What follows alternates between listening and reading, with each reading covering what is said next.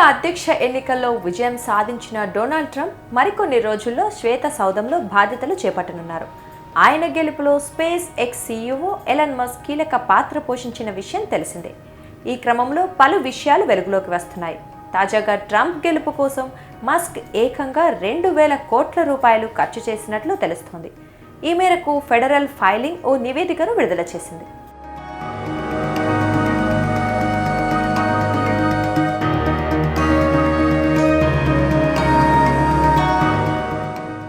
Trump తరఫున political action committee ప్రచార కార్యక్రమాలు నిర్వహించిన విషయం తెలిసిందే.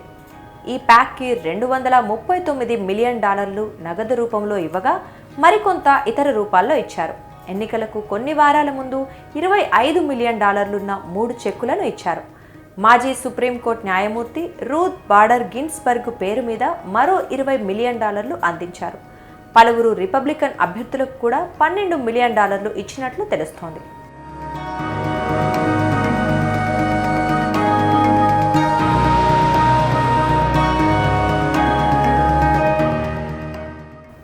ట్రంప్ విజయంలో ఎలాన్ మస్క్ పాత్ర గురించి ప్రత్యేకంగా చెప్పాల్సిన అవసరం లేదు. విరాళాలతో పాటు ట్రంప్ కోసం ముమ్మర ప్రచారాలు, సోలో క్యాంపెయిన్ సైతం నిర్వహించారు.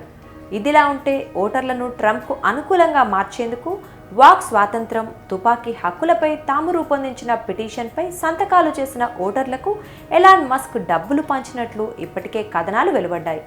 మరోవైపు తాను అధ్యక్షుడిగా ఎన్నికైతే ఎలాన్ మస్క్కు కేబినెట్లో చోటిస్తానని పేర్కొన్న ట్రంప్ దాన్ని నిజం చేసి చూపించారు. Department of government efficiency DOGE బాధ్యతలను మస్క్కు కట్టబెట్టారు. అమెరికా ప్రభుత్వ వ్యవస్థలో సమూల మార్పులే డోజ్ ప్రాజెక్ట్ లక్ష్యమని అధికారులు చెబుతున్నారు.